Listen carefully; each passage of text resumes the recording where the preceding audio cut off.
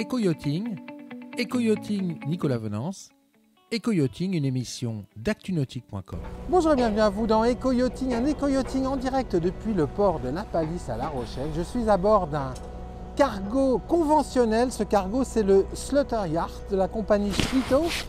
Alors Spliethoff, dans le nautisme, tout le monde connaît cette compagnie néerlandaise puisqu'elle est le leader mondial du transport maritime de yachts au travers de Seven Star Yacht Transport.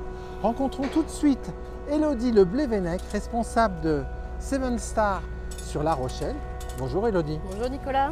Alors Elodie, une émission un peu particulière, en direct depuis un cargo conventionnel.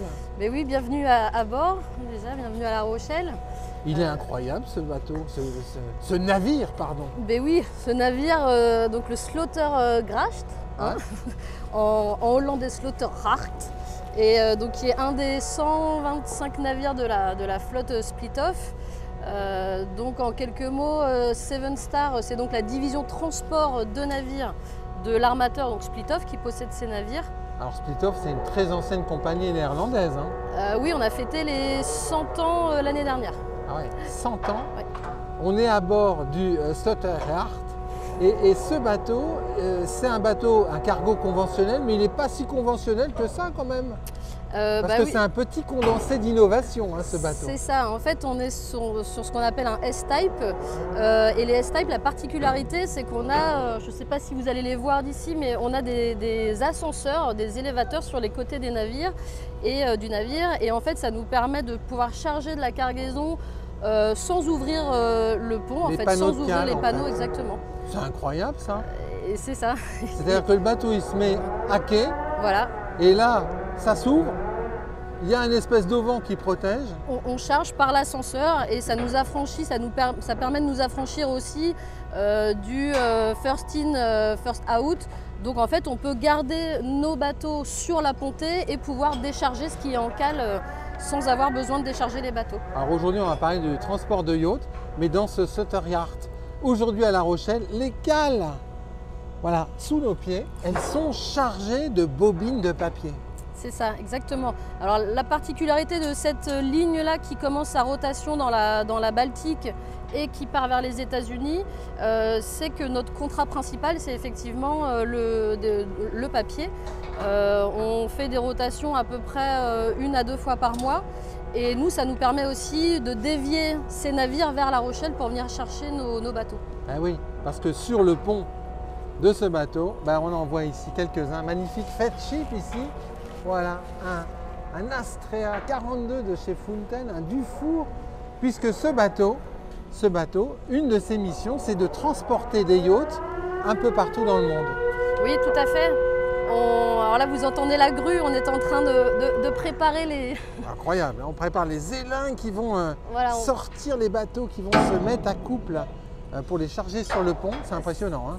On va faire attention, on a mis les casques. Oui, et faites attention quand même.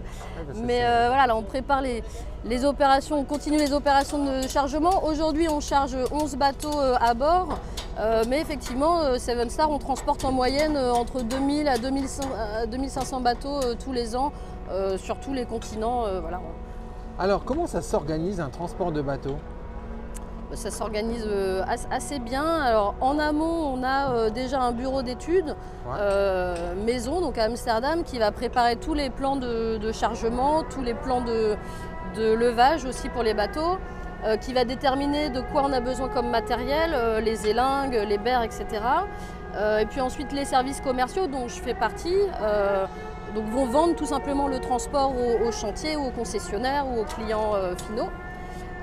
Et puis ensuite, on rassemble les bateaux à un endroit, par exemple ici à La Rochelle, qui est un des ports d'escale de nos navires.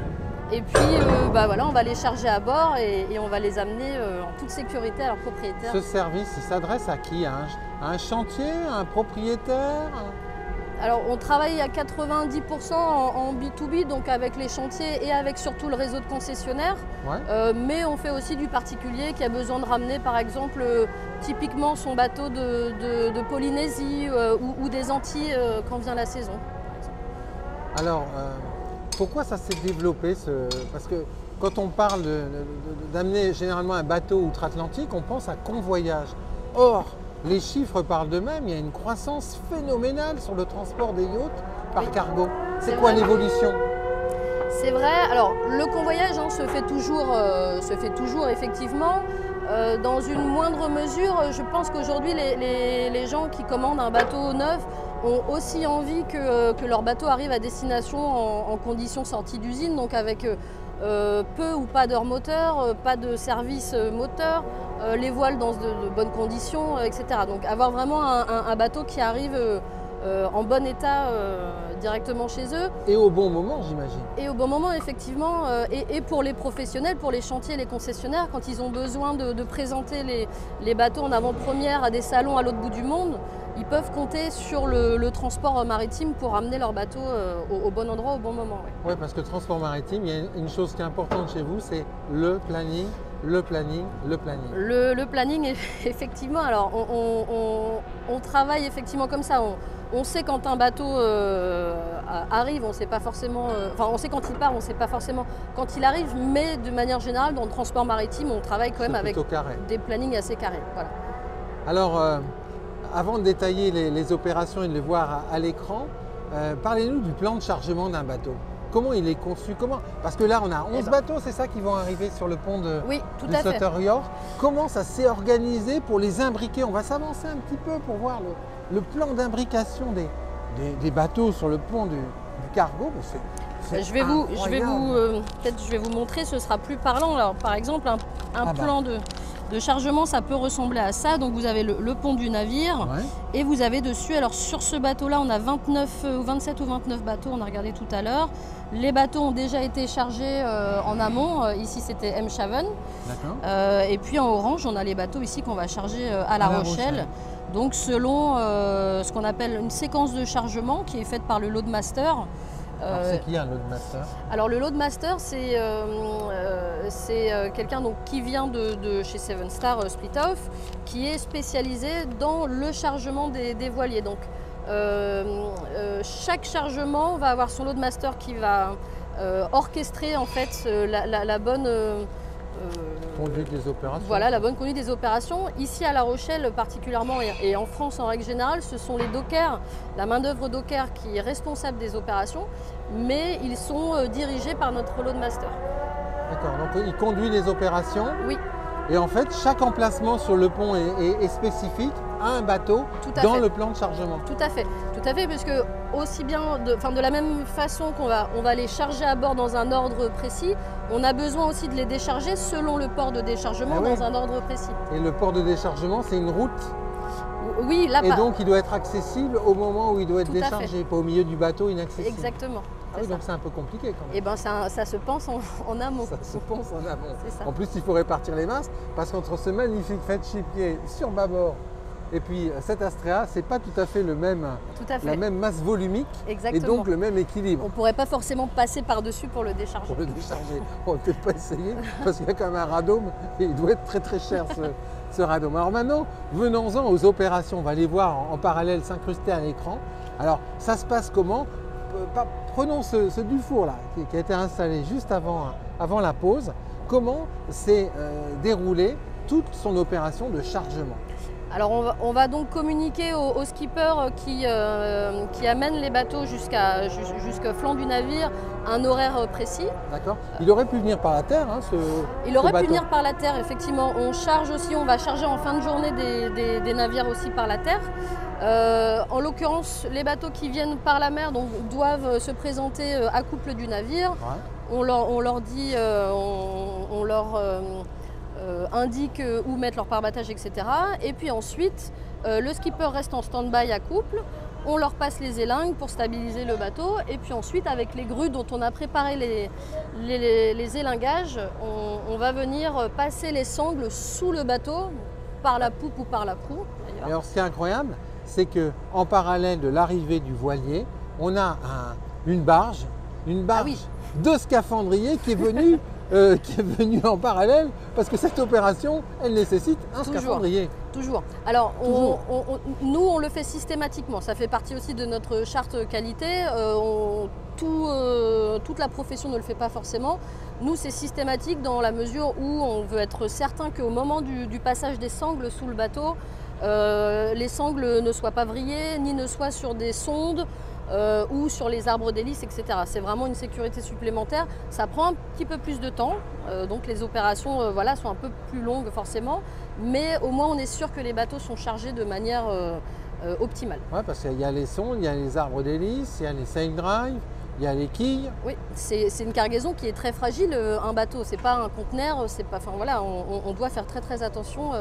Donc pour nous, les scaphandriers, c'est essentiel. Essentiel. Ce qui est dingue, c'est que les élingues, elles sont à moins d'1 mètre du mât. Sur cet exemple que l'on voit, moins d'1 mètre du mât, c'est un sacré travail de précision. Et quand on voit la taille de la grue qui est énorme, oui. 160 tonnes, elle peut lever. Oui. Mais quand même, ils ont des doigts très précis. Ils ont des doigts de fée. Des doigts de fée, hein. Et encore, on peut lever en combiné jusqu'à 600 tonnes. Donc c'est 600 tonnes. Voilà, mais effectivement, c'est du travail d'orfèvre quelque part, parce qu'encore une fois, ce sont des gros bateaux, mais c'est très fragile en même temps. Ah oui, et donc, effectivement, des fois, les flèches sont juste à côté du mât et on travaille au millimètre. Voilà. Et alors, le Slaughterhart, il a ses propres grues. Oui. Et il peut utiliser pour monter un bateau 1 ou 2 grues. Oui, effectivement, parfois on lève des bateaux en tandem lift, ce qu'on appelle du tandem, donc avec 2 grues qui soulèvent un bateau. Alors là, là c'est encore plus du travail d'orfèvre parce qu'il faut que les 2 grues forcément soient parfaitement synchrones. Coordination parfaite. Voilà. Donc oui, c'est intéressant. Alors ici, la particularité à La Rochelle, ce sont les dockers qui sont nos grutiers. Qui montent dans les grues, mais sinon dans les autres ports du monde, nos équipages, nos membres d'équipage sont formés pour bien sûr être grutiers et pour soulever, enfin pour manutentionner les cargaisons bateaux. Cargo conventionnel, mais cargo autonome finalement quelque part. Tout à fait. Quand on va faire par exemple un chargement en Martinique ou à Tortola, aux Antilles, quand on travaille sur rade, donc pas dans un port, vous faites directement notre en rade. équipage est autonome. D'accord, vous déchargez, chargez le bateau directement depuis l'eau. Exactement. Alors, ensuite, le bateau, il va arriver, il va être posé sur le pont, on va se rapprocher de notre Dufour.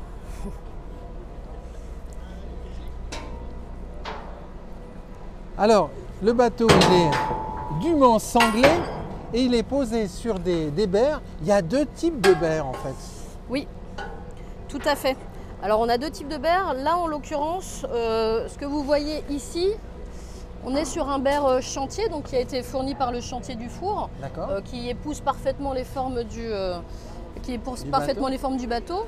Ce qui va pas nous empêcher de le sécuriser également avec nos propres berres, si les opérations estiment que c'est nécessaire. Ce qui est dingue, c'est que ces berres, ils sont soudés sur le panneau de cale. Oui, exactement. Tous les berres de tous nos bateaux sont soudés de manière systématique. C'est une sécurité de toute façon supplémentaire. Et les berres sont soudés et le lashing aussi, donc les sangles d'amarrage que vous avez derrière vous, Nicolas, sont également soudés sur le pont. Incroyable. Voilà. Ah, ça ne peut pas bouger là. Ah, là, ça risque pas de bouger. Et au déchargement, du coup, donc on soulève les bateaux, on les remet à l'eau et on dessoude tous les berres. Et alors, vous avez d'autres types de berres, c'est les berres de chez Seven Star, parce que vous avez vos propres berres de transport. Oui, tout à fait. Et nos berres de transport qu'on design et qu'on fabrique depuis des années ont été très récemment certifiés Lloyd's. Donc on a la certification Lloyd pour l'ensemble de nos berres. Alors là, ce ne sera pas forcément... On en a un à l'arrière peut-être.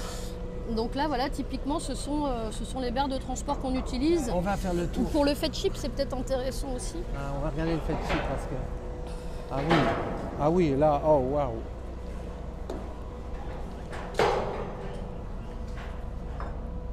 Tout ça, hein, c'est designé par le bureau d'études et puis on a plusieurs entrepôts aux 4 coins du monde où on stocke tous ces équipements. C'est impressionnant l'optimisation du plan de pont du Slaughterhart. Le moindre centimètre carré à bord finalement est nécessaire aussi au chargement des bateaux. Donc oui, effectivement, c'est assez optimisé. Ouais. On peut monter, je crois que le record est 55 bateaux sur une pontée. Ah, c'est des mini 650, ça, le retour d'une course? Oui, oui, c'était des petits bateaux. C'est ça, ouais. des petits bateaux. Oui. Mais comme ils ont des grandes quilles, ça fait comme des grands Mais baies. mine de rien, oui, puis c'était un peu c'est un peu serré quand même. millimètre, sur le ouais. Alors vous transportez dans le monde entier? On transporte dans le monde entier, ouais. Le siège est à Amsterdam, Ouais. parce que c'est donc une société hollandaise. Et on a ensuite des agences dans le monde entier. Dans le monde entier. Une idée de prix pour un 38 pieds monocoque, ça coûte combien de transporter un comme ça, on va dire Europe-États-Unis? Europe-États-Unis, au départ de La Rochelle, on va être sur un budget d'environ 25 à 30 000 euros à peu près. Nous on fait du package, tout inclus. L'assurance est systématiquement incluse, les berres de transport, etc. Donc c'est, voilà. Sachant que vous pouvez organiser des transports complexes. Vous me parliez d'un bateau qui était en Afrique du Nord, qui a dû aller à Malte. Là, il y a eu un convoyage avec un skipper. Il a été chargé à Malte pour aller raconter-nous cette histoire, parce que c'est incroyable. Là, c'est de porte à porte. On fait effectivement, oui, on fait du custom, c'est-à-dire des solutions sur mesure en porte-à-porte, donc sortie chantier jusqu'à la destination finale de son propriétaire ou du concessionnaire. Là, c'était un exemple d'un bateau qui est sorti d'un chantier en Tunisie, qu'on a convoyé jusqu'à Malte, qu'on a chargé à bord d'un de nos bateaux, d'un de nos navires vers l'Europe du Nord, déchargé à Rotterdam, reconvoyé, chargé à Anvers et envoyé via un cargo sur la côte ouest des États-Unis. Ah oui, parce qu'il n'y avait pas de ligne directe entre Malte et la côte ouest des États-Unis, c'était Anvers. Voilà, tout à fait. Incroyable. Mais c'est ça, il faut trouver vraiment, c'est du sur-mesure en fait. On trouve les bons navires aux bons endroits, au bon moment en fait. C'est vraiment le. À chaque chargement, c'est une aventure quelque part. Exactement, c'est pour ça qu'on ne s'ennuie jamais dans ce métier. J'imagine. Parce qu'en fait, chaque bateau chargé, c'est un propriétaire, c'est un rêve de bateau, c'est un bateau qui va de course en course, et c'est un bateau qui suit les grands programmes Rourke. Exactement.